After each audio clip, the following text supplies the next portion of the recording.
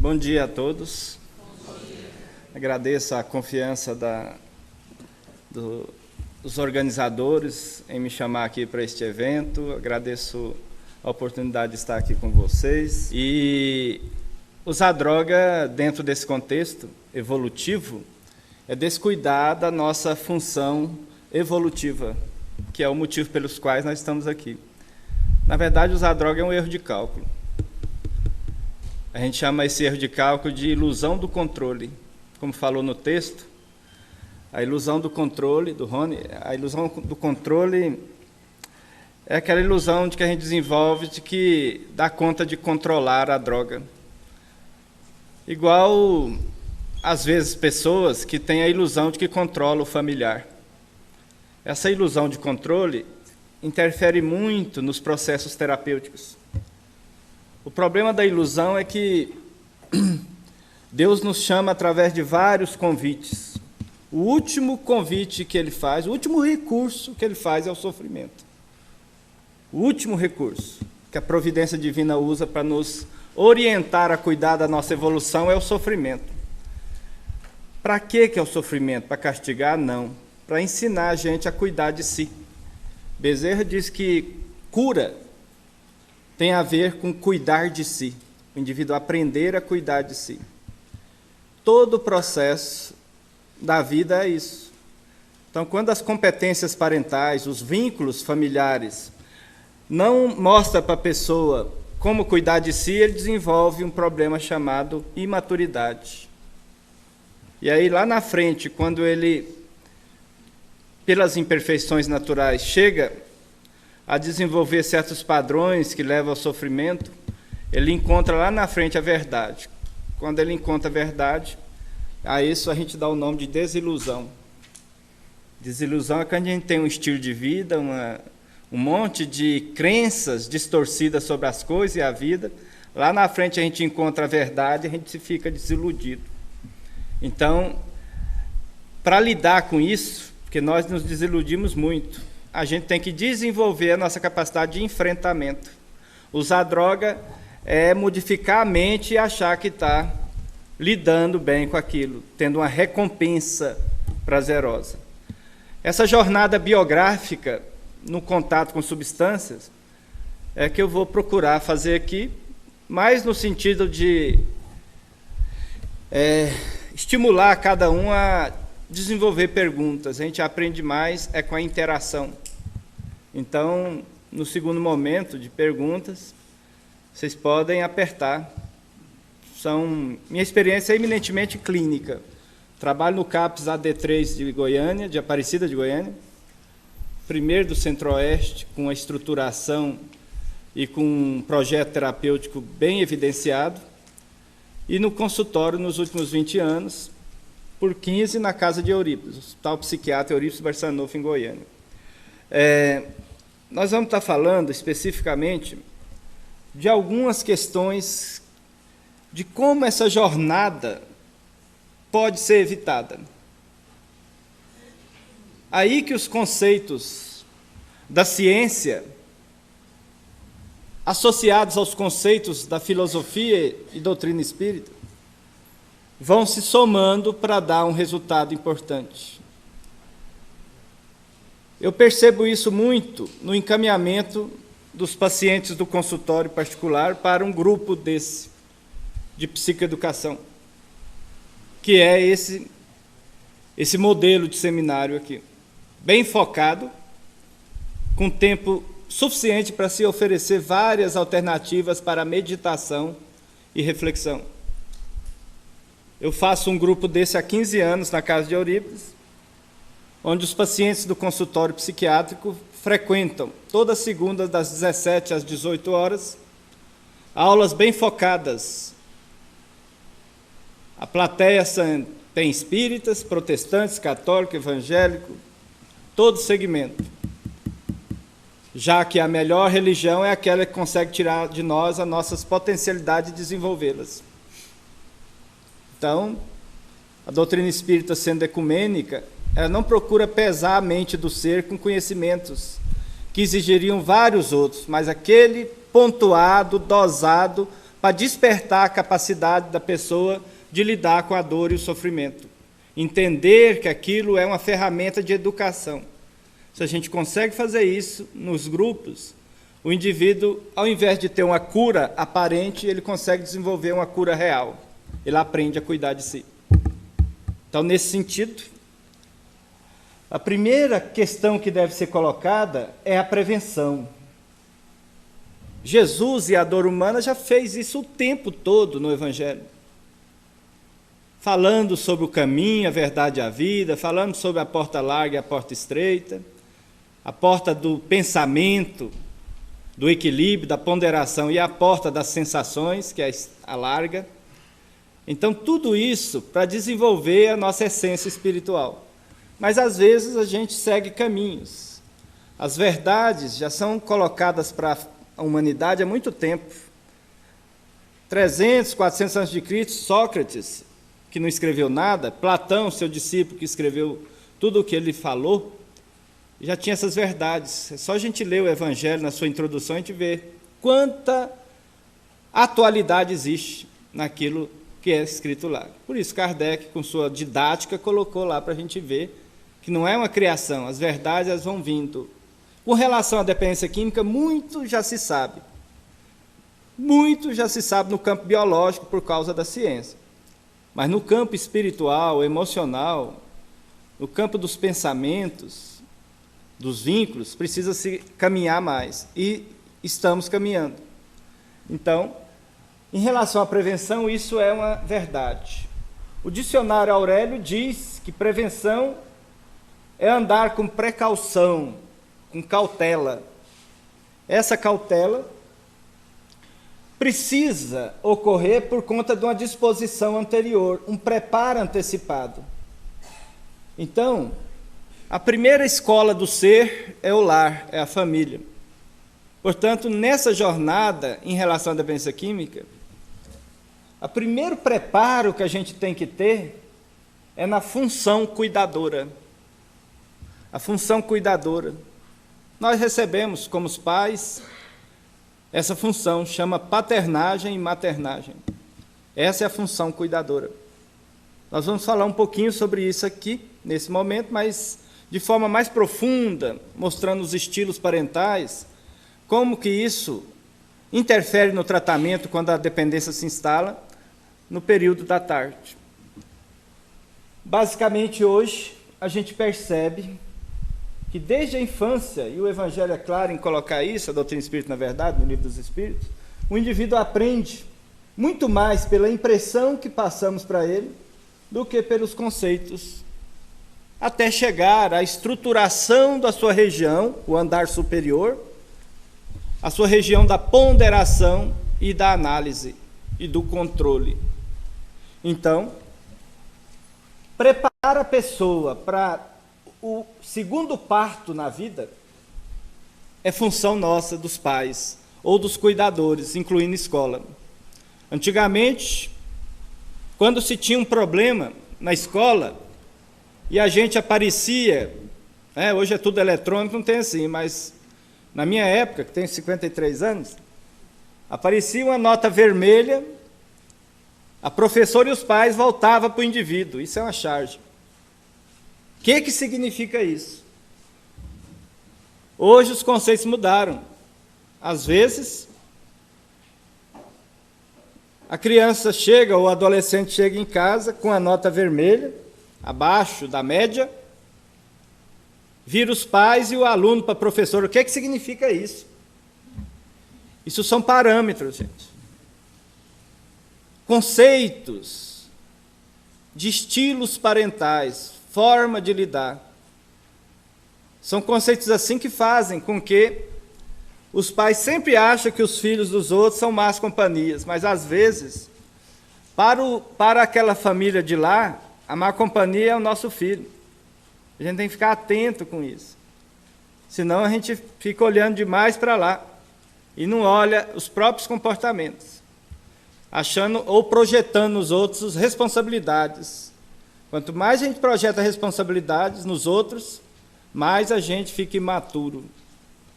Portanto, agir com cautela, o primeiro espaço para que isso ocorra é na família. O primeiro parto que nós temos é o parto placentário, biológico. O segundo é o parto social. Se nós não tivermos cuidados com a gravidez, a criança nasce com nota baixa lá no berçário, lá na sala de parto. E se a gente vai para o parto social aos 18 anos, 20, imaturos, a gente desenvolve um monte de complicações na vida social. A pessoa não amadurece. Quanto mais imaturo, mais irresponsável. Mais pensamento baseado em gratificação imediata. Não dá para esperar para obter. Não dá para lutar para obter. Então, essa estrutura, muito difundida no mundo atual, é um campo propício a desenvolvimento desse tipo de comportamento problemático. O foco não deve ser na droga. A droga não tem poder.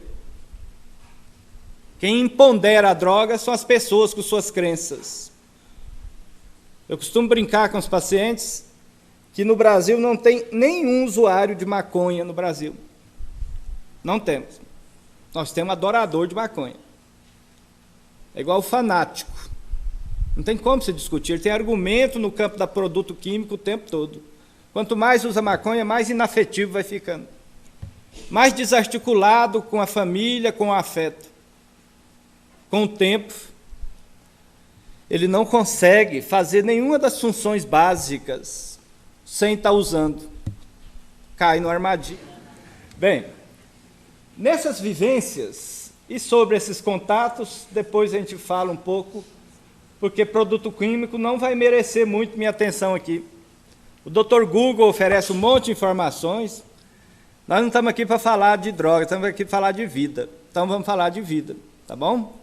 Efeito de substância, isso é besteira. É preciso a gente dar o conceito contextualizado. É o que eu vou fazer aqui. A história da Bela Adormecida nos informa isso.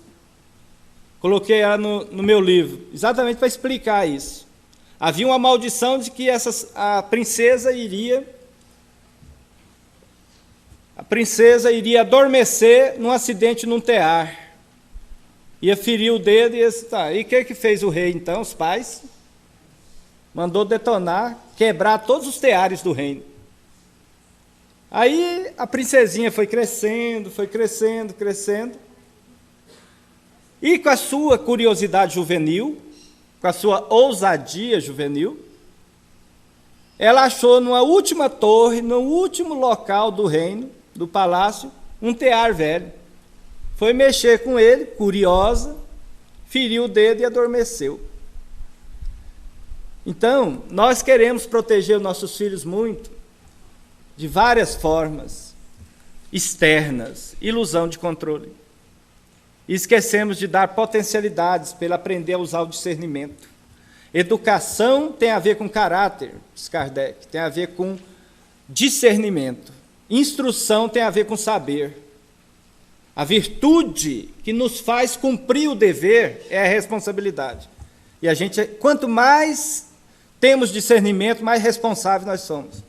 A droga mexe com isso, exatamente com isso.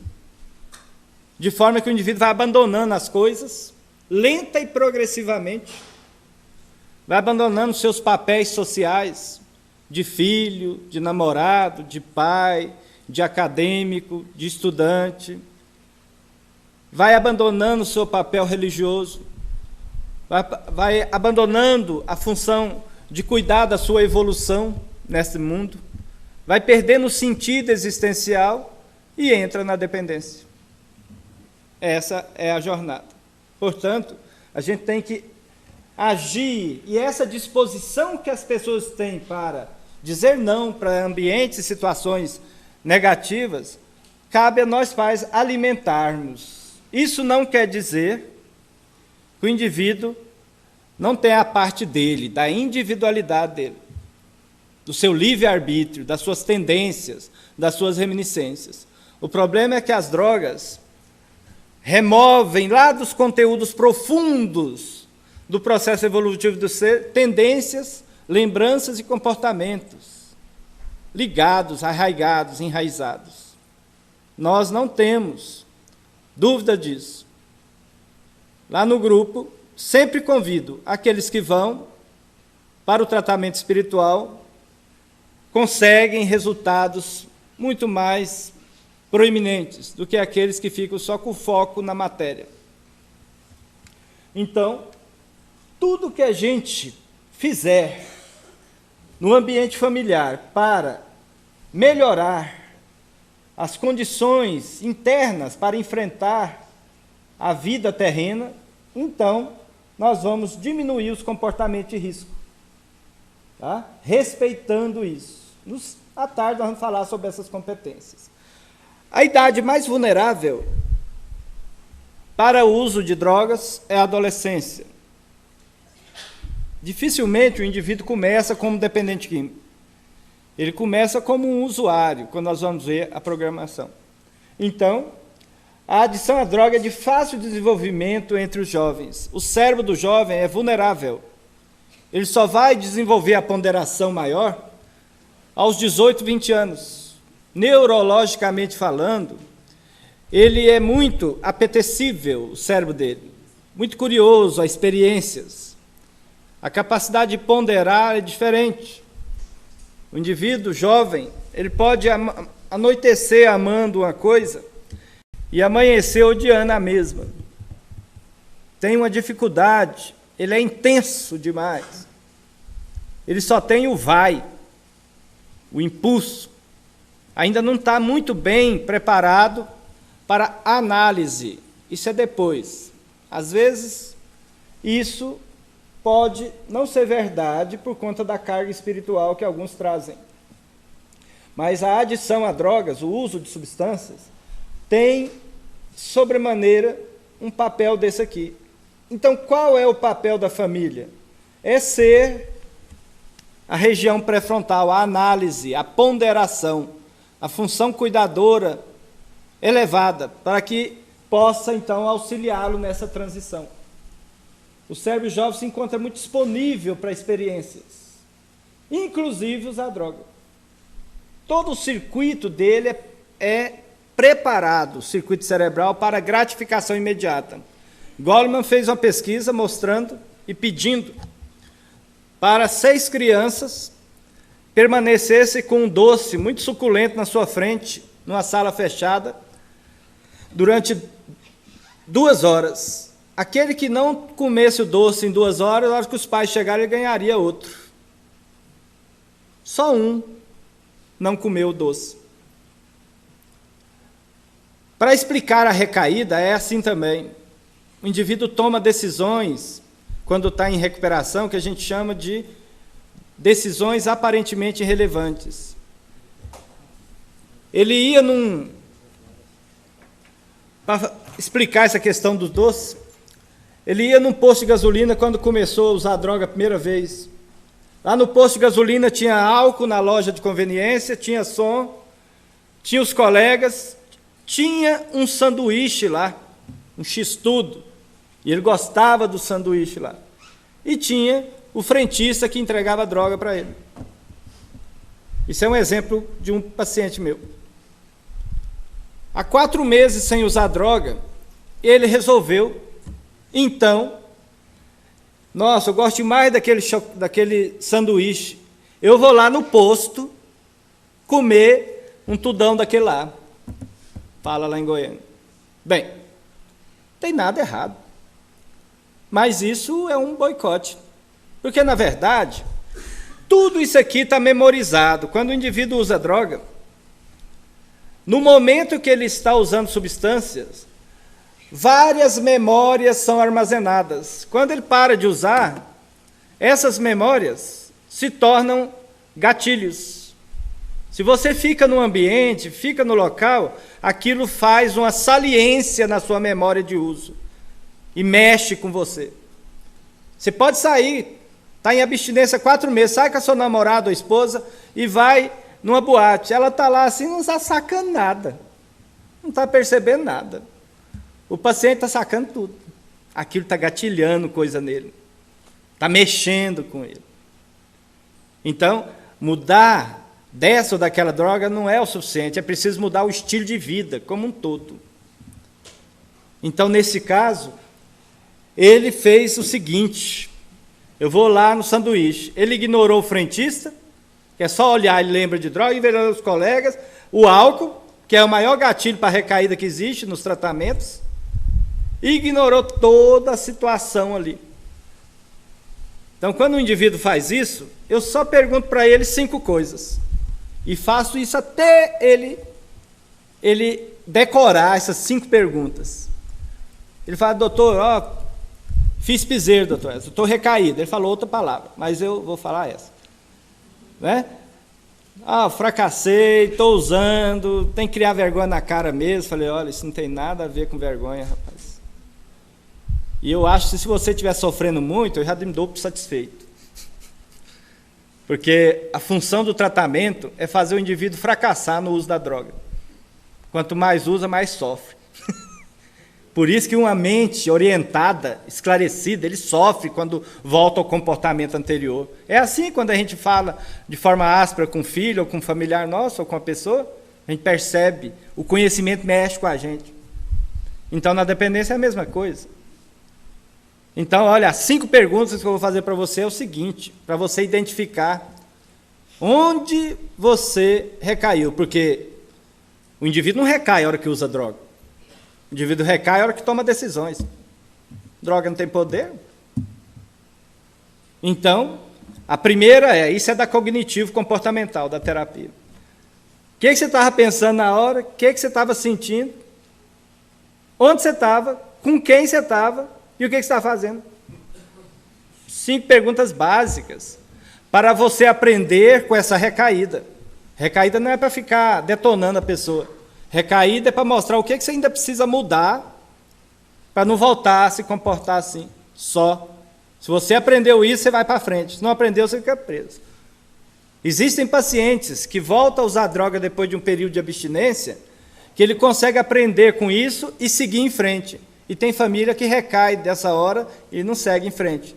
Ou abandona ou expulsa de casa. Igual quando faz com a gravidez indesejada, com qualquer outra coisa. Tá? Então, a recaída não é bem-vinda. Mas se vier e se acontecer, o indivíduo tem que ter habilidades para lidar com isso. Então, é sair da gratificação imediata. Nós sabemos hoje que as principais causas de recaídas são 3. Aquela devido ao indivíduo não ter capacidade de lidar com seus circuitos internos, com seus pensamentos, suas emoções. E a doutrina espírita ajuda demais o indivíduo a lidar com isso. O segundo, relacionamentos interpessoais conflituosos, mágoa. A mágoa é um dos principais fatores. A mágoa está presente na depressão. A gente até fala que deprimido tem um excesso de mágoa no coração. O ansioso, um excesso de futuro. Fica sempre preso, angustiado. E o defeito de fábrica de ambos é o perfeccionismo, é a máscara do ego. A gente quer a gratificação imediata. Perfeição não tem a ver com a natureza humana, é um processo a ser adquirido, mas o ser humano imediatista, ele quer ser perfeito agora. Então ele estabelece metas altíssimas para cumprir.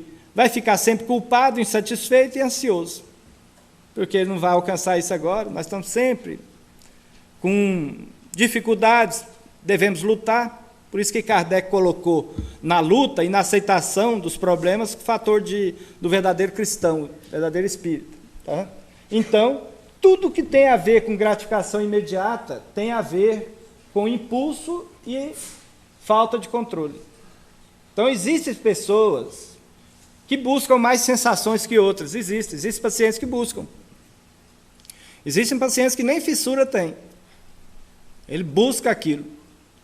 Então, se você, desde novinho, do aniversário de 1 ano seu, a sua família mostra um ambiente de álcool no seu aniversáriozinho de 1 ano, então você demonstra para a sua família que gratificação, comemoração tem a ver com substâncias.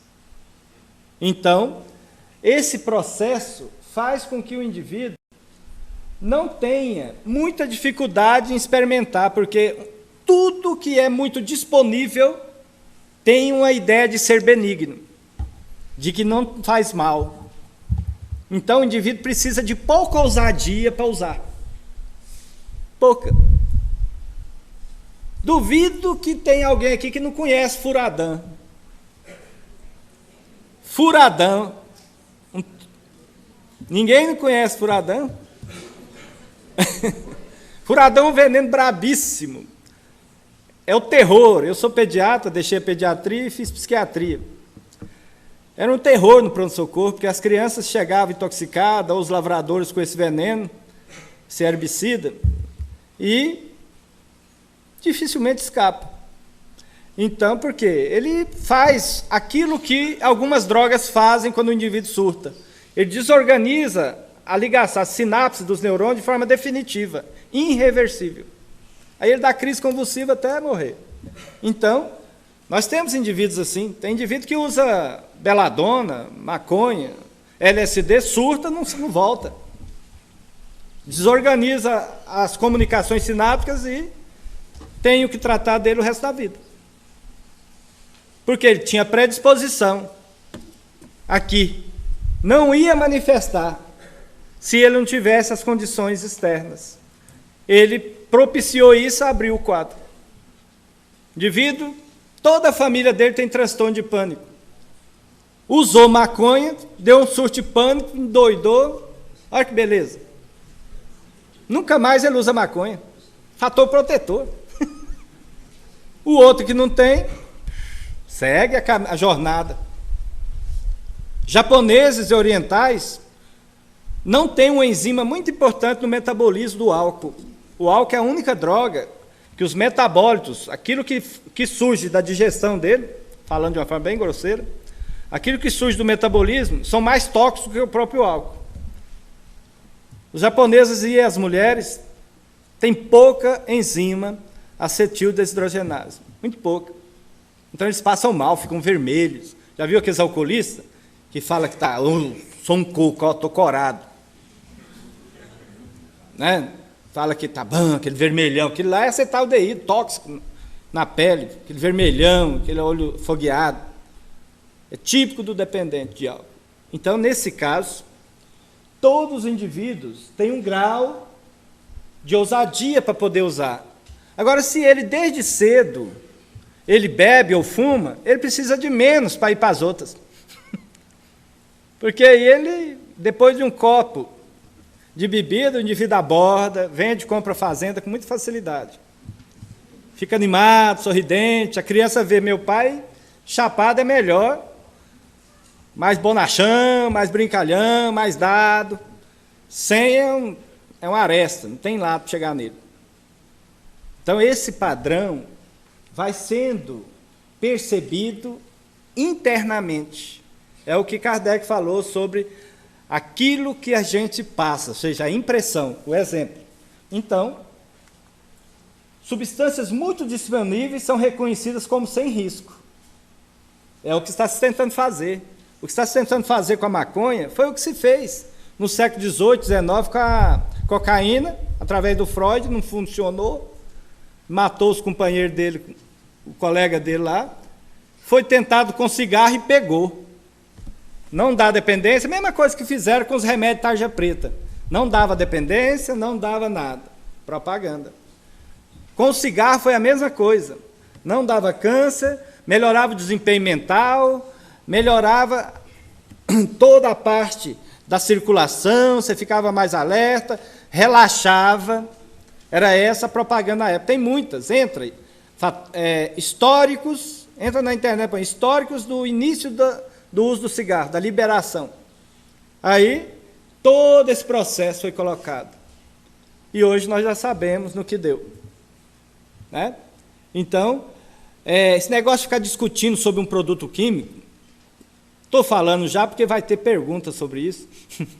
Então, esse negócio de ficar liberando produto químico, essa discussão em cima de droga, gente, não leva a nada. Liberar, descriminalizar, por quê? Repressão tem que ter mesmo. Nós não fazemos isso? Fazemos. Em determinadas situações a gente não aceita. São regras, lei. Dirigir sem cinto de segurança é lei. Fumar em ambiente fechado é lei. Lá na Espanha, na França, não funcionou, não. Eles continuam fumando no ambiente fechado. Aqui no Brasil pegou. Pegou. E quando alguém faz, é um escândalo. Todo mundo fica incomodado. Então, esse padrão é muito importante ser avaliado. Então, nós precisamos continuar forçando a barra. Então, essa noção de risco, ela precisa ser avaliada por conta dos exemplos que nós temos. Então, a percepção de risco de droga é inversamente proporcional ao seu impulso de uso. O indivíduo que já usou uma ou outra droga, para ir para as outras é só questão de tempo. 90% dos meus pacientes lá do CAPS, do consultório, usam maconha, mas são usuários de cocaína crack. Eles não abandonam a coisa, alguns sim, mas outros não. Ele só agrega. Aí, quando se instala a dependência, ele usa isso para comer, usa isso para dormir, usa aquilo outro para poder ir para aquele outro, o álcool para ir para o uso, maconha para dormir e comer, e quando vê. Aí a gente entra como médico, não atende direito, dá remédio tarja preta para ele, ele acrescenta mais um. Então é preciso que a gente saia desse foco. Os médicos, vamos mudar, os terapeutas, todos. Nós, terapeutas, somos curados pela forma que nós atendemos os pacientes. À medida que a gente vai atendendo os pacientes, a gente vai se curando das nossas mazelas. Esse é o verdadeiro terapeuta. Isso está no livro Cura e Autocura, do Andrei, da Sociedade Médica Espírita de Minas Gerais. Então, disponibilidade está ligada a benigno. Quanto mais tornar disponível, foi assim com a nicotina. E é a luta mais vencedora no mundo, é a luta anti-tabaco do Brasil. É exemplo para o resto do mundo. Tá certo? Já no campo do álcool está se perdendo. Dentro da epidemiologia, sabemos que boa parte das campanhas, hoje, para compor determinadas áreas do Congresso, tem apoio da Ambev.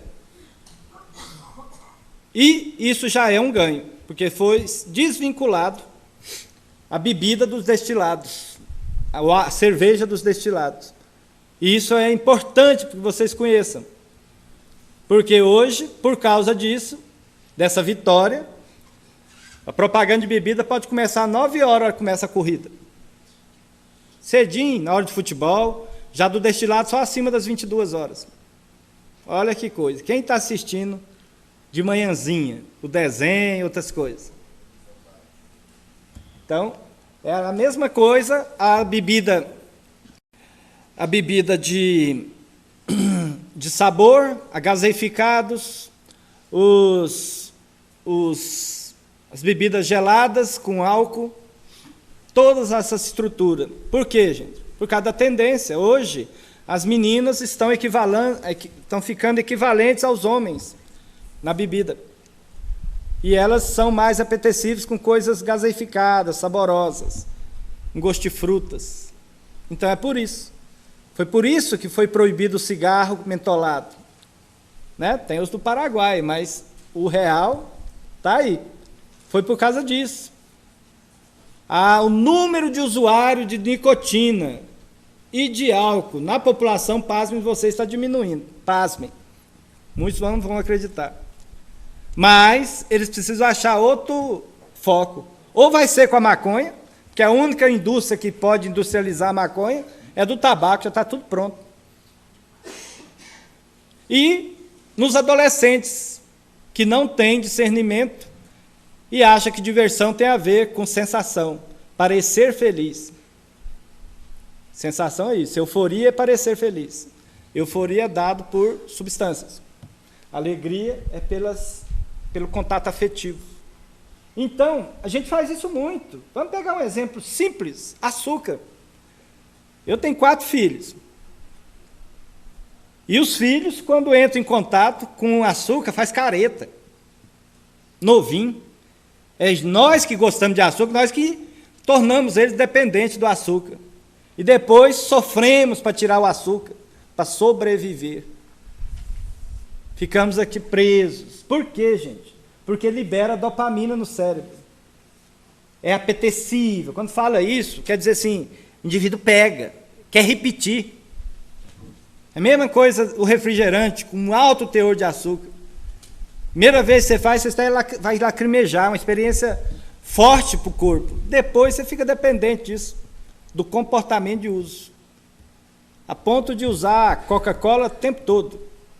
Até 1903, a Coca-Cola tinha extrato de cocaína na sua fórmula. Com a guerra contra as drogas, os Estados Unidos obrigou o fabricante a mudar para um outro tipo de substância. Era proibida a cocaína. Ele mudou para a cafeína. Então, hoje, o indivíduo tem essa mudança. Mas a Coca continua sendo a principal importadora de folha de coca. Não sei para quê. Só para o traficante não quebrar. Bem, quanto mais o indivíduo não é impulsivo nessa idade, então, algumas substâncias, dependendo do ambiente, do grupo, da pressão de grupo, mesmo assim vai exigir muita ousadia. Se o indivíduo já usa uma ou outra, depois desse uso é mais fácil ele ter contato. E drogas derivadas da cocaína, de ação curta, rápida e intensa, geralmente leva à repetição. Chocolate é assim, açúcar é assim, só que não são drogas, mas aciona o circuito do prazer do mesmo jeito da droga. Só que, se a gente, como diz o Paulo de Sérgio Ramos, semana passada no Rio, quem planta álcool, nicotina e maconha acaba colhendo crack. Bem, usando de cautela, então, quanto mais tarde o indivíduo está exposto, mais condições ele tem de dizer não para a droga. Então, esse é o ponto-chave. Quem que faz ele ficar mais tempo sem ter contato? Não, gente. Sem estar vulnerável. É a idade. Quanto mais ele amadurece o seu corpo para o contato com discernimento e o autocontrole, melhor. Ele vai dizer não com mais facilidade. No jovem, às vezes ele experimenta. E às vezes ele é vulnerável, a coisa se desenvolve. Então o cérebro nosso, essa castanha aqui, faz com que o sistema nervoso seja acionado de uma forma não natural. Então vamos pegar, a única linguagem do cérebro é a elétrica. Então vamos pegar aqui, lá na frente. Não, vou usar de disciplina. No congresso, em 99, que esse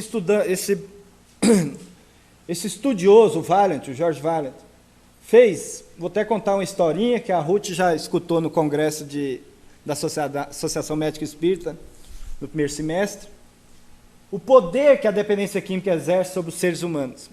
Ela não reside nas áreas superiores. André Luiz, para não ficar falando de anatomia aqui, senão vocês vão dormir, André Luiz fala no livro No Mundo Maior que o nosso cérebro tem uma estratificação, e vocês já ouviram demais isso aqui.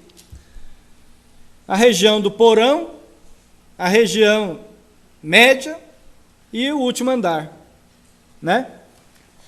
Esse estudioso aqui, o indivíduo que mais estuda alcoolismo no mundo, dependência química, está com 87 anos agora, 89, continua firme.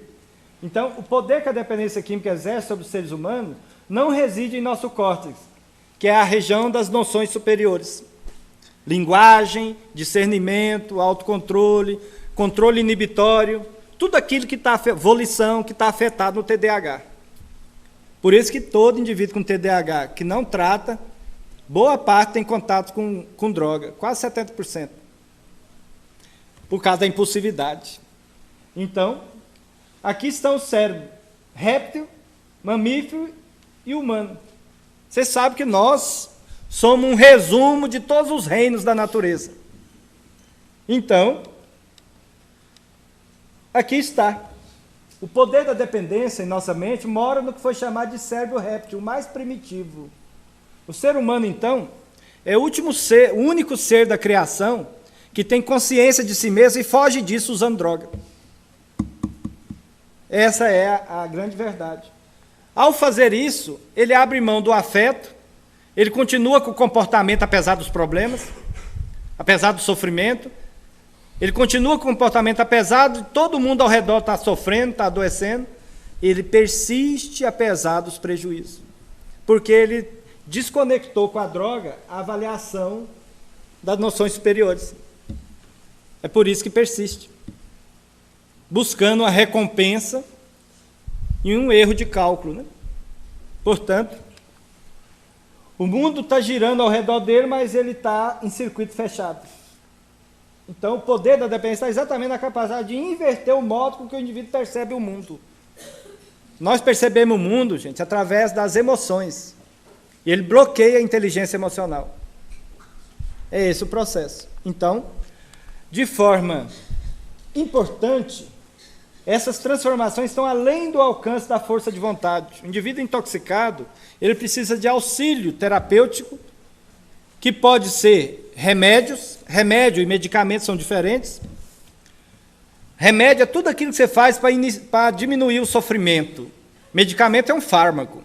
Você pode usar, mas só para ajudar o indivíduo a passar essa fase transitória, onde a fissura e a perda do controle fica muito grande. O condicionamento está muito grande. E nós também não podemos usar a psicanálise. Ela vai fazer o indivíduo usar mais, vai levar ele à crise maior. Então, depois que ele desintoxica e está em tratamento, tudo bem. Bem, então, esse é o circuito da recompensa. O circuito do prazer. Ele está aí, gente, para a gente exercitar o uso das coisas. Ele está aí para a gente sobreviver, para alimentar, para atividades físicas, para atividades reprodutivas, para a manifestação do amor, do afeto e do controle, no uso. O ser humano usa esse circuito para abusar. Vamos entender a gravidade do uso de droga nesse circuito. Vocês já ouviram isso muito aqui. Então, vamos pegar essas pesquisas do Dick Yara, muito importante. Foi feita e falada no Congresso de Recife, da ABAD, Associação Brasileira de Estudo de Álcool e Droga, agora em 2011. Ele diz que quando o indivíduo come, aciona esse circuito aqui, gente, a moeda que faz ele acionar, região reptiliana, tronco cerebral, região das emoções, sistema límbico, tá? E região pré-frontal, autocontrole. Aqui, ó, qualquer calango tem, gente, qualquer lagartixa, qualquer réptil. Aqui, gente, só os mamíferos. Aqui é a emoção e a lembrança, a memória. Quando a gente faz uma coisa boa, aquilo fica gratificado, fica memorizado. E com o tempo, tudo que estiver cercando aquele momento experienciado fica como memória de procedimento. Para o paciente na prevenção da recaída, a gente chama aquilo de situação de alto risco, para gatilhar uma recaída. Então, ficar com os colegas falando de droga, ficar atrasando a hora de dormir, isso tudo é comportamento antigo, levando a gatilhar o uso. Várias situações, inclusive falar do passado sobre o uso, ou ficar escutando alguém falar. Por isso tem que afastar do indivíduo que não quer. Ele tem outras metas, você tem as suas. A gente não deve deixar que todo mundo determine como a gente tem que ser. A gente tem que ter um discernimento. Porque, às vezes, aquilo que a pessoa está fazendo não é o melhor para nós. Então, você respeita a opção dele, mas você não deixa que ele determine. Então, acionando o circuito da recompensa com comida, você faz um incremento, aqui essa faixa não ficou muito visível, em torno de 150% de dopamina no cérebro. Na hora do orgasmo, em torno de um incremento de 200% de elevação de dopamina no cérebro. Agora, se o cara pega um êxtase, uma anfetamina, um remédio de emagrecer também, anfepramona, um fempreporex, ele pode aumentar 1000% a secreção cerebral de dopamina. É absolutamente anormal. Tem estudos agora mostrando, por isso que foi proibido as anfetaminas no Brasil, né, os ribites, né, os caminhoneiros chamam, mas muitas mulheres e homens, mais mulheres, porcentagem enorme, usando anfepramona, né, fempreporex, mazindol, né, anfepramona. Essas substâncias fazem com que haja uma poda neuronal. O que é isso? Liberam tanta dopamina dos neurônios dopaminérgicos que eles depois que para de usar o remédio para emagrecer, ficam mal-humoradas, disfóricas, né? Deprimidas, angustiadas, irritadas. Aumenta a compulsão por conta disso, porque a compulsão, ela alivia a ansiedade. Então, é muito comum você ver isso nos pacientes. Param de usar cocaína ou outra substância e dando a comer compulsivamente para tentar liberar, só que ele libera 200, então ele come muito. Observa quando o indivíduo para de fumar para você ver. A compulsão é enorme, imensa, para tentar aliviar. Olha o indivíduo estressado o dia inteiro, chega em casa, isso é uma compulsão alimentar periódica. Olha o indivíduo que faz cirurgia bariátrica, que não cuida da sua ansiedade, da sua compulsão, pega o coitado do estômago e detona com ele, vai lá, tira ele, achando que é o estômago culpado, projeta no estômago, não cuida da ansiedade, não faz terapia, não faz tratamento dessa ansiedade, aí vai a compulsão, não tem mais onde manifestar no estômago, vai para outras coisas. Por exemplo, bebida. Eu tenho 48 pacientes assim, no consultório, depois da cirurgia bariátrica.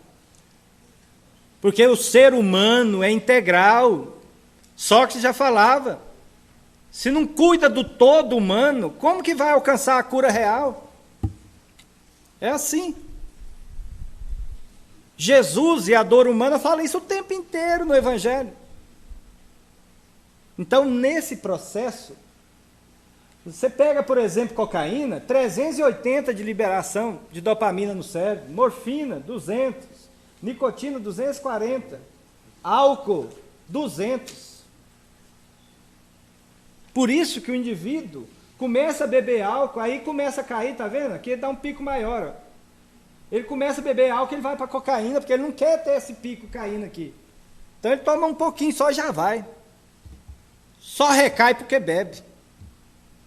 Então a gente tem que tratar essas condições, porque aqui, ó, o indivíduo está no foco só material, ele não está olhando nada para cima. Ele perdeu a conexão. E o conceito atual de doença é a perda da conexão, está no livro O Homem Sadio. A perda da conexão criatura-criador. Isso que é doença. Então, nesse conceito, existem indivíduos especialmente vulneráveis.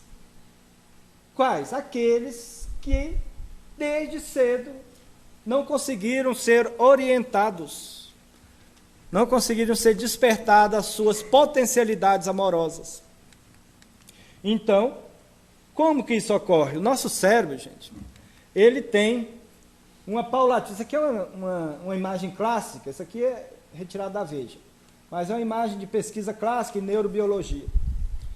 Lentamente, a parte de azul é o cérebro que já está pronto para o parto social, para a manifestação do Espírito Eterno, em toda a sua potencialidade.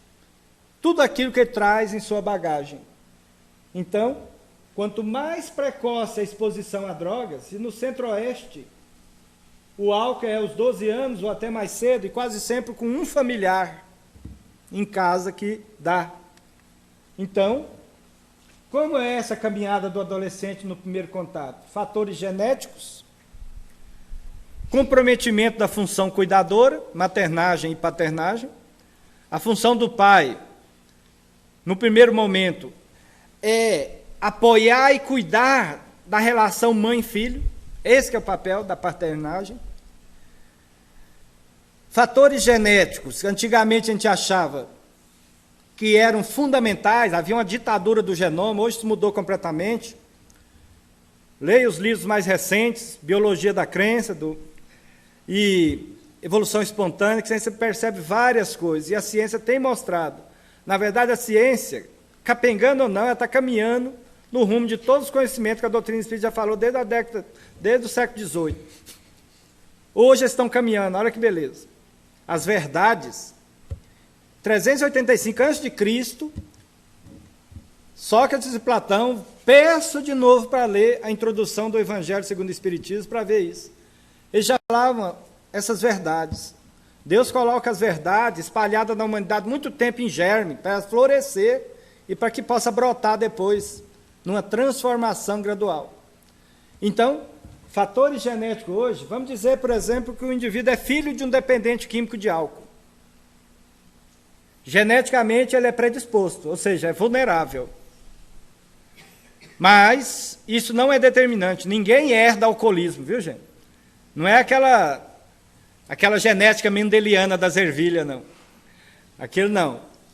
Hoje o que existe é a teoria epigenética, de que a genética, o genoma, serve apenas, e o modelo biológico, para nos colocar essa forma humana aqui. O restante é como o espírito eterno avalia o meio. Antigamente achava que era o núcleo da célula, hoje a gente sabe que é a membrana. É como ela interfere, como ela interpreta. Por isso que o ansioso sofre tanto. Ele interpreta demais, ele pensa as coisas e acha que já é real. Por isso que ele sofre. Tá? Ele cria uma realidade. O problema é que o corpo dele acredita. Falta de ar, batedeira, suor. Está lá em pânico. Então, aqui não. Os fatores genéticos vão determinar uma vulnerabilidade. Mas de tanto aquela pessoa ver o sofrimento da mãe com o pai alcoolista, de tanto ver as privações que eles passaram a vida inteira, ele não toca em álcool. E o problema não se expressa. Então, quanto mais a gente orientar, esclarecer, a gente pode deixar essa roleta russa para lá. Tem muitos que vão pegar, vai apaixonar. Então, más companhias é o ambiente comunitário em que o indivíduo vive. Ele já tem fatores genéticos. A função em casa está comprometida, então ele encontra modelos lá fora. Comportamento disruptivo, problemático, uso de substância precoce. Então, falta-lhe resiliência, que uma família cuidadora, com limites, né? Ela é limitadora no sentido afetivo, de proteção. Então, a função cuidadora comprometida, independência química, a função cuidadora mais comprometida é a paterna. A omissão paterna é conhecida em várias pesquisas. Várias. Então, a modulação social. Eu tenho tudo para usar droga, mas o ambiente sociofamiliar é protetor, então eu não uso. Até os 18 anos, diz um pesquisador, David Ferguson, o maior pesquisador de maconha no mundo, na Nova Zelândia, ele diz que se o ambiente é protetor, então o indivíduo, ele tem regras, ele consegue ter na família, no comportamento da família, na expectativa de que os pais não aprovam droga, ele tem uma ponderação. Aquele que não tem, ele é vulnerável, porque ele vê nos pais uma condição disso. Como é tornar o indivíduo vulnerável? Isso aqui, ó. Da infância para a adolescência, maus tratos, abuso sexual, uso precoce de bebidas, distúrbios afetivos por conta de maus tratos, desnutrição, violência em casa. Essas vulnerabilidades fazem também, no lobo pré-frontal, a mesma coisa que a droga faz. Então, hoje, junto com as condições biológicas, essas vertentes do comportamento humano, dentro da família e na sociedade de forma geral, leva o indivíduo, às vezes, a buscar o uso de substância. Como? Isso aqui é uma fome que ele não dá conta de melhorar, é uma situação que ele não tem esperança de melhorar, ele passa a fazer isso aqui, que ele acha, tem a ilusão que vai controlar. Isso é uma explicação psicodinâmica. Mas, perfeitamente cabível no mundo de hoje. A gente percebe isso. O indivíduo está em fissura, lá no CAPS, ele chega e me diz, não, doutor, me dá um remédio aí, me dá um remédio. Eu falei, peraí, você está trocando 6 por meia dúzia? É isso que você está aqui para fazer? Você não tem a sala de atividade física? Vai fazer atividade física. Conversa com o terapeuta, igual você está fazendo aqui, mas vai fazer atividade física. Vai se ocupar de alguma coisa. Só se mesmo assim tiver, você usa o remédio nesses primeiros dias. Senão você vai apaixonar no remédio, igual você apaixonou na droga. Então, é você diminuindo aquele estado de que tem uma ansiedade, tem uma fissura, tem alguma coisa externa que ele pode fazer. É aquela ideia. Famílias que para cada situação ele tem uma saída química, problema. Problema. Então, voltada, isso chama cultura do imediato. Voltada para a aparência. Basta parecer feliz, não precisa ser. Então, eu posso parecer feliz com um carro caríssimo, pagando a prestação de quase metade do meu salário, isso é parecer feliz. Em troca de viver com simplicidade. Conceitos espíritas explicam isso.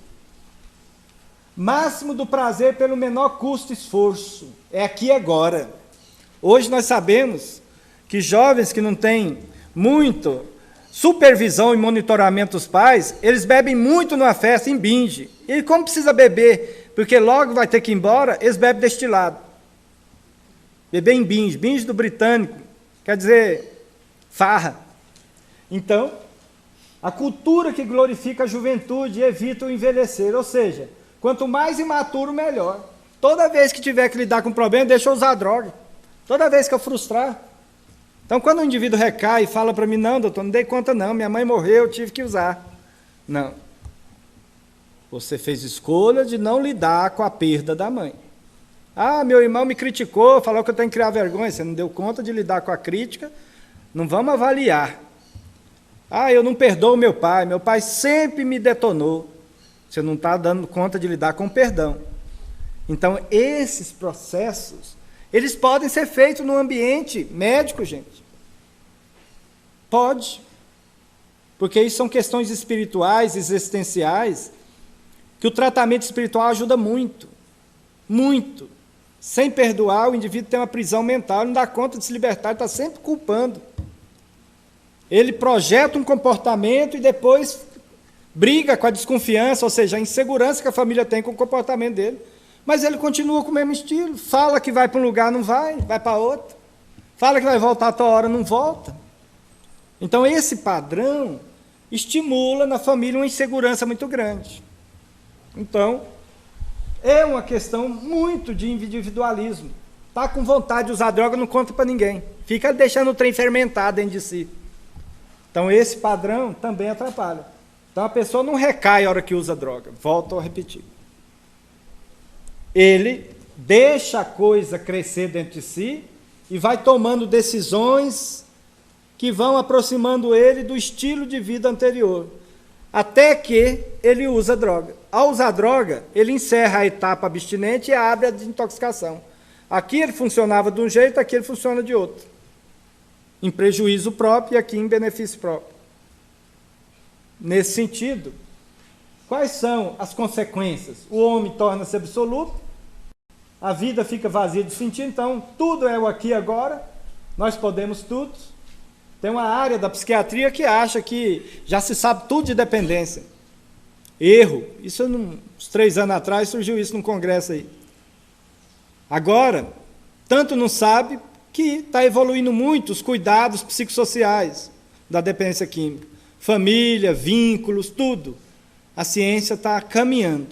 Então, por que a vida fica vazia? Gente, se você expõe seu cérebro a uma experiência tão aviltante igual aquela que eu mostrei agorinha, liberar 1000 de dopamina, você vai encontrar isso no terra a terra, no dia a dia? Encontra não, gente. Então é um tédio miserável, um vazio. Doutor, estou angustiado, estou fraco, meu relógio biológico funciona, eu não durmo de noite, só quero dormir de dia, eu vou assistir a palestra aqui e só fico dormindo, não dou conta de ler. Imediatismo, gente. Depois que para de usar droga, as funções cerebrais demoram em média 4 meses para se restabelecer. Sabe por quê? Porque ao usar aquela descarga de dopamina lá, é como um coador de café que você torceu assim, ó, até não sobrar nenhuma gota de café nela. É assim que fica a região pré-frontal depois do uso de cocaína. Demora em torno de 3 a 4 meses para os estoques dopaminérgicos voltarem para manifestar as nossas emoções.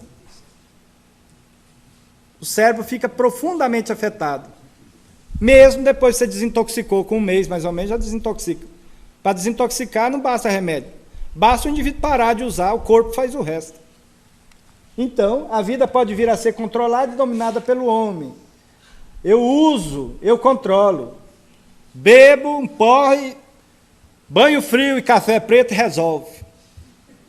Não é essa a crença?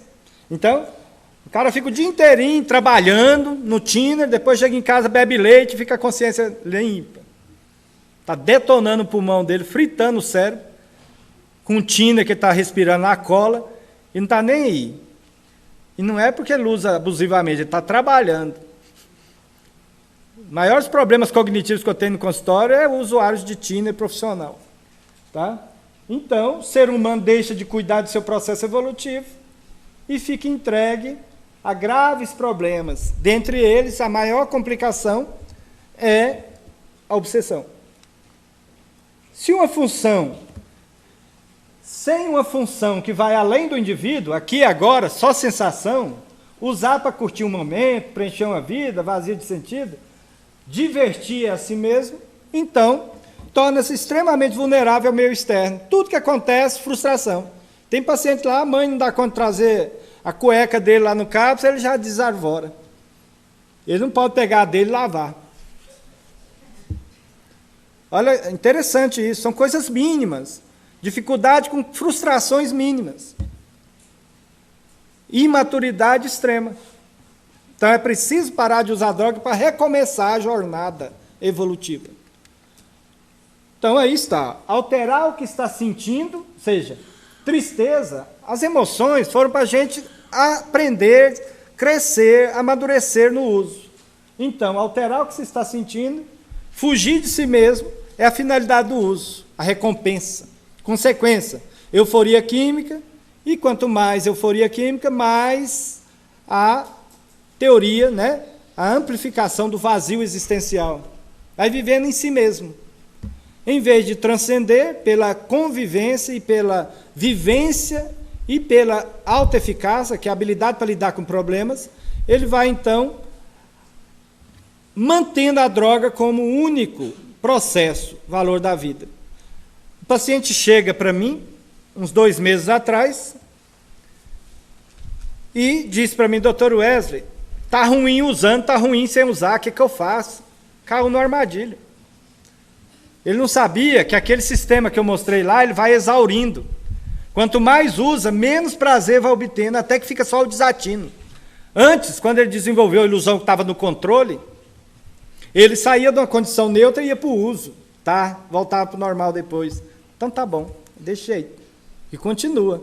Depois, ele passa a sair da abstinência, da fissura e ir para o uso. Tá? Continuou. Depois ele foi para o desatino só, usa, sofrimento.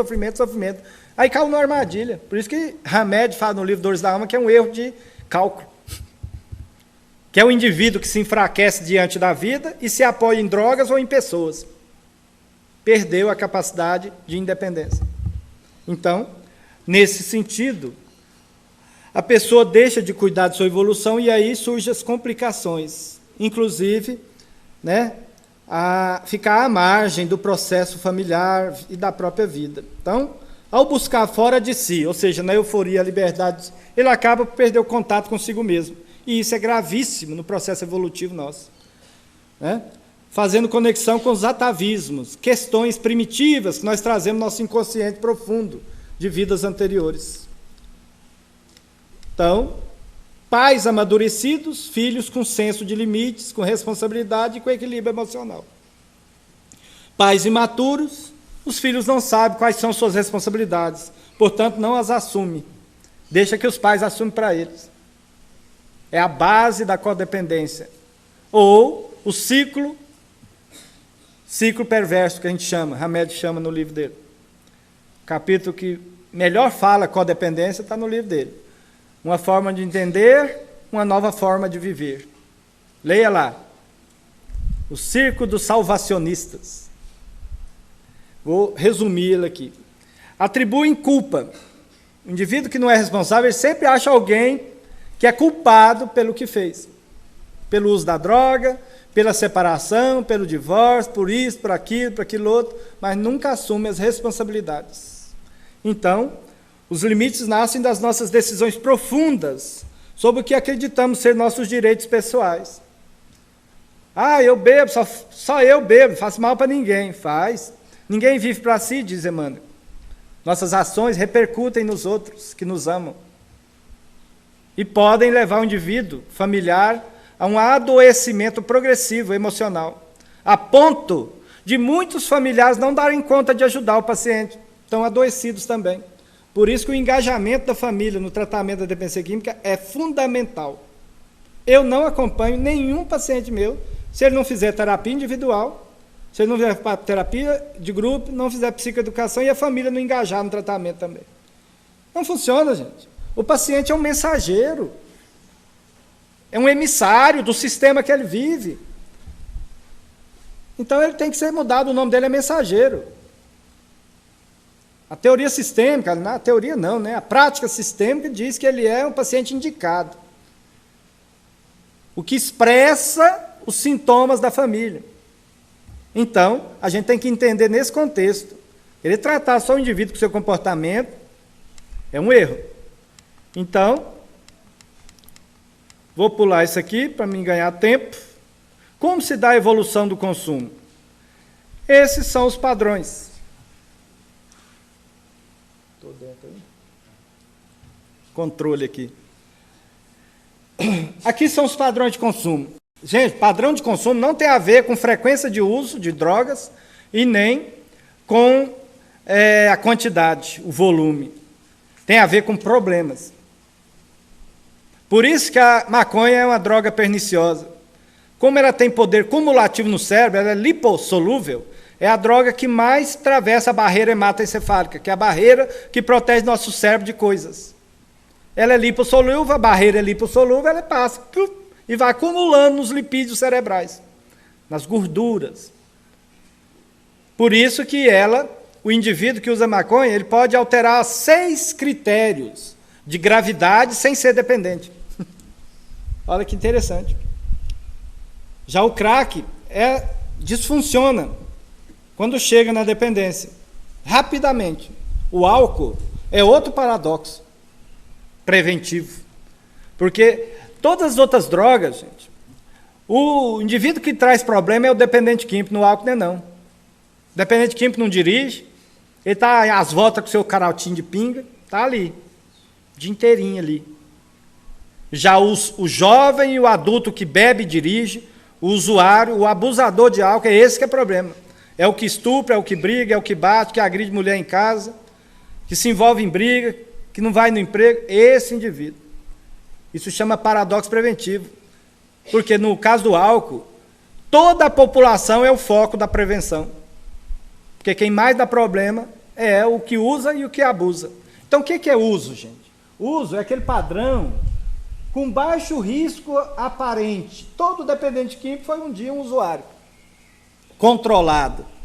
Ele bebia, por exemplo, num aniversário, num casamento, num final de ano, etc. O repertório que ele bebia era aberto. À medida que ele foi bebendo, ele foi fechando o repertório. Até que ele se viu bebendo sábado de manhã. Ou todo dia à tarde. Aí a coisa já está, o repertório de bebida dele está fechando. Só ele com a droga. Mas isso vai acontecer aqui, ó. O abusador, gente, é aquele que toda vez que usa dá vexame. É aquele indivíduo que passa dias sem beber. Mas o padrão que ele bebe é sempre maior do que ele pretendia. Ele já está brigando com o controle. Olha aí, ele avançou mais um cadiquinho. Então ele já está num processo, né, mais problemático. A interação dele com aquela droga está mais problemática. É aquele indivíduo que estava sempre lá com os amigos, nas baladas, estava sempre apenas, não chama aquele indivíduo que fica só pegando os outros?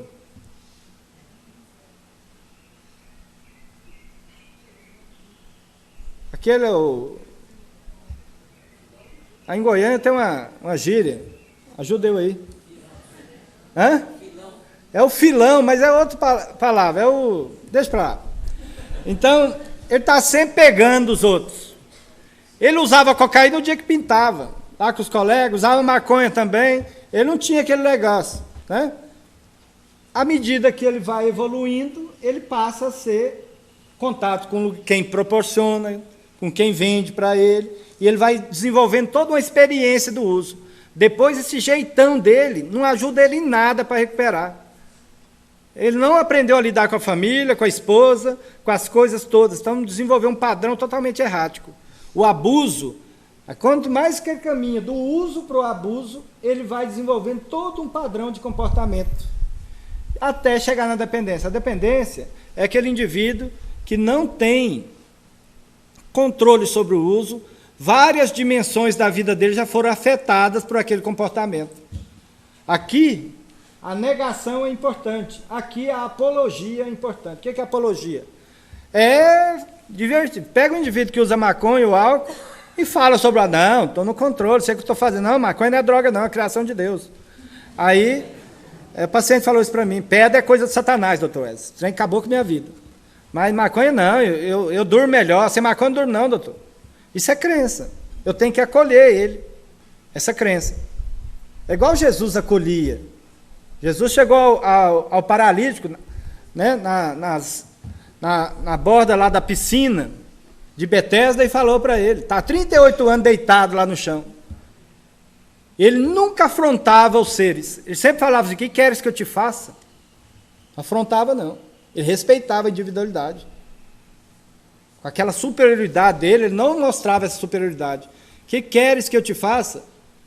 Ele não respondeu a pergunta do Cristo, não. Ele foi queixar. Não, toda vez. Tinha uma teoria de que toda a superfície da água da piscina de Betesda se movimentasse, quem entrava primeiro lá era curado. Então, na época de Jesus, tinha isso lá. E ele chegou, ficava cheio de doentes. Ele passou por lá. E aí, olha no Evangelho. E aí, na Bíblia, ele entrou e perguntou para ele, o que queres que eu te faça? Ele foi queixar, toda vez que se movimenta, ninguém está aqui para me ajudar, eu não consigo, e alguém entra primeiro que eu na piscina. Ele estava queixando há 38 anos. Aí Jesus olhou para ele, tens fé? Como ele sempre perguntava, porque o nosso movimento interno é que nos leva em direção aos recursos. Ele falou, então levanta daí, pega esse catre. Olha na Bíblia, está escrito assim, pega o catre, pega e caminha. E a cura se fez. Cura, gente, não é para a gente sair e achar que está tudo resolvido. Remédio, medicamento, cura, tratamento espiritual são recursos externos, apenas para dar tempo da alma se educar. Nós precisamos nos educar. Por isso que a providência divina desenvolve a ciência para nos orientar. Ao tomar um remédio na abstinência, o indivíduo tem um certo controle, aí ele consegue ir de encontro aos recursos, que é o tratamento. Fora disso, ele promete aqui, quando é de tarde, ele anda para o quarto, anda para a sala, ele vai para a rua. Não dá conta. Não falei lá da força de vontade? É aqui, é isso. Então, remédio só serve para dar tempo da gente se educar. É o alívio que a gente precisa para sair do foco material da dor, do sofrimento, e para ir para o espiritual. Nossos olhos são a candeia. Se o nosso interior é negro, quão negro é a cadeia, diz a Bíblia. Então, quão negro essas densas são essas trevas. Então, Jesus fala o tempo todo em relação à dor humana, gente. Brilha a vossa luz, o vosso discernimento, a tua fé te curou, vai, não voltes a errar. Ele associava as doenças, as enfermidades, sempre com o comportamento humano. Ele não fazia relevância com o fenômeno, a cura. É necessário, pode ser possível em alguns momentos, mas não fica focado ao fenômeno. Portanto, está nos dizendo, parafraseando Cristo, que é mais importante, então, a gente, obtendo 10 minutos. Obtendo o alívio que os tratamentos oferecem, os remédios, para a gente poder fazer e voltar a conduzir a nosso sentido existencial e a nossa evolução. Então, esses padrões todos são importantes. A intoxicação, gente, ela interfere com a ponderação e dificulta a busca de ajuda, porque um dos primeiros fatores que faz é bloquear o nosso coronário. Portanto, quando o Homem Sadio, o livro lá, diz para nós que doença é um afastamento criatura-criador, ele está dizendo exatamente isso. A gente fica com foco só na sensação, só no terra a terra. A gente não faz uma avaliação do processo. Portanto, essa é a grande dificuldade, os estágios de mudança. Antigamente, a gente dizia, Miller dizia o seguinte, que é pré-contemplação, contemplação, preparação, ação e mudança. E depois manutenção. O último estágio aqui chama recaída, gente. Hoje a gente chama isso de pré-ponderação. Ou seja, o indivíduo pondera. Quem que é o pré-contemplado? Pré-pondera. É aquele indivíduo que não pondera, não tem consciência do problema, não aceita que aquele comportamento dele é problemático. Por mais que a gente avalie, é preciso desintoxicar para estimular o indivíduo. A gente usa, nesse sentido, a entrevista motivacional no consultório. Depois, o indivíduo que já aceita que tem problema, é aquele indivíduo que já pondera a possibilidade de mudar o comportamento, já aceita conversar. Esse aqui não. Vai a senhora lá, mãe, a senhora que deve ir no médico, não vou no psiquiatra não, é te doido? Então, depois, o indivíduo, preparação para a mudança, ele decide por realizar mudanças, inicia o processo, com dificuldades, mas inicia. Esse aqui não, ele está falando que tem problema, esse aqui continua usando do mesmo jeito, até a gente conseguir outra abordagem. E o indivíduo aceita que tem um problema, já é mais aberto às consultas ou atendimento. Nesse sentido, o apoio, motivar essa vontade que ele está inicial de tratar, o tratamento, a prevenção da recaída, por isso que inclui grupos de apoio familiares, grupos de apoio ao paciente, NA, AA, Amor Exigente, todos os grupos. Né? O AJA, vai ter o congresso do AJA agora no final do mês, em Goiânia, que é o congresso Ajudantes Anônimos de Jesus, que é o AJA com Jesus, um grupo também no campo da dependência química. Então, hoje, o processo de mudança é esse, ponderação, determinação para mudar, ou seja, já verbaliza que quer fazer o tratamento. Mas veja bem, gente, por conta da intoxicação, muitas pessoas verbalizam que quer tratar, mas a gente fica observando que às vezes não quer mudar. Então, não merece a gente fazer julgamento deles, e sim acolher ele na sua dificuldade. É para isso que ele tem lá. Lá no CAPS, de vez em quando, um chega com droga lá para dentro do CAPS. Eu falo, não, dá aqui esse precioso, nós dois, jogar ele lá no vaso precioso seu, igual o anelzinho do Senhor dos Anéis, né? My Precious. Aí, agora vamos lá para a Assembleia. Onde a Assembleia, doutor? Lá no jeito dos seus colegas, para você explicar esse negócio para eles. Porque eles estão aqui confiando na sua presença, você sabe que essa droga mexe com eles, mexe muito com eles, deixa eles perturbados. Às vezes você fica aqui e o outro corre para a rua. Você já pensou a responsabilidade disso? Então a gente não expulsa a pessoa, e sim tira a droga de lá e continua com ele firme. Isso que chama função cuidadora. Naquele momento é que ele não está percebendo. Aquilo que mais altera a percepção de risco é a droga. O indivíduo vai se arriscando cada vez mais. O indivíduo sai de uma boate aí totalmente alcoolizado, pega o carro dele e vai. Nem noção de velocidade ele tem. Atropela um velhinho atravessando a rua e depois ainda quer justificar. Nem lembra do fenômeno. Continua andando porque nem viu que bateu num. Então, esse tipo de situação é grave.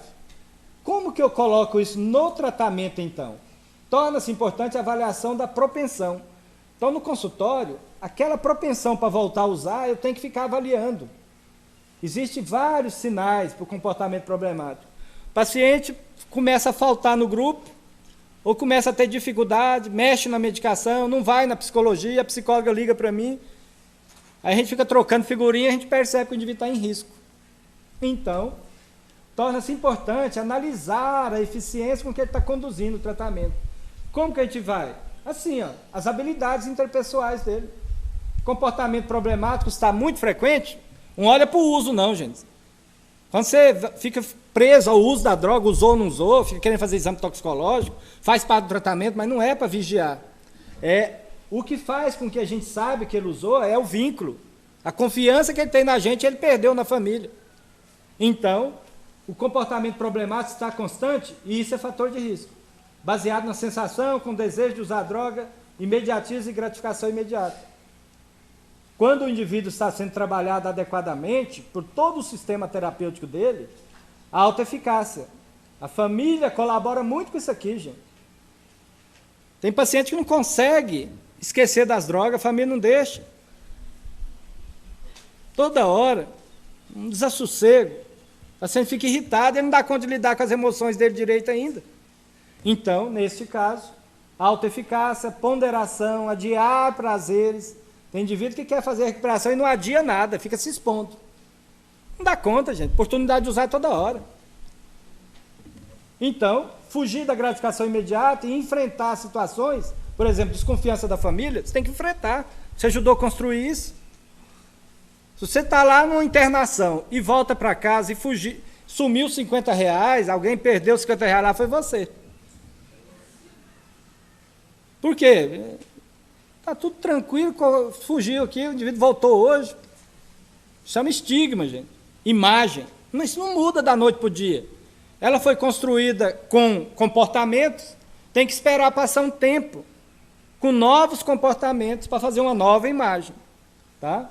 Então, substituição de hábitos, não dá. Tem gente que quer fazer recuperação seletiva, para finalizar. Recuperação seletiva, eu vou largar isso, mas isso aqui eu não largo, não. Recuperação seletiva, gente, onde você vai buscar maconha, você acha que você não acha outras coisas, não? Onde você vai beber, você não acha? Você tem que mudar o estilo de vida como um todo. Senão fica difícil. Eu estou falando isso tanto para aqueles que estão em tratamento, quanto para aqueles que estão tentando procurar incentivar, empoderar aqueles que estão em tratamento. Né? Então, esse é o padrão. Drogadição, então, é o pensamento em torno da droga, manipulando a si mesmo para obter ou manipulando os outros para usar. Cria pretexto e circunstância adequada. Tem gente que briga em casa só para sair. Encrenca em casa só para sair. Um alcoolista, quando você vê ele muito eufórico, sábado de tarde, domingo de manhã, ele vai usar. Faz de forma a responsabilizar o outro por suas escolhas e acredita nisso. Está identificado com a droga. As pessoas, então, para ele, intoxicado, ou são obstáculos ou são meio para chegar na droga. Obstáculo, está atrapalhando, meio, manipulação. Para chegar lá. Então, esse é o padrão que nós... Vou deixar essa parte aqui, porque provavelmente vai surgir perguntas. Aí eu volto a ela, se for necessário.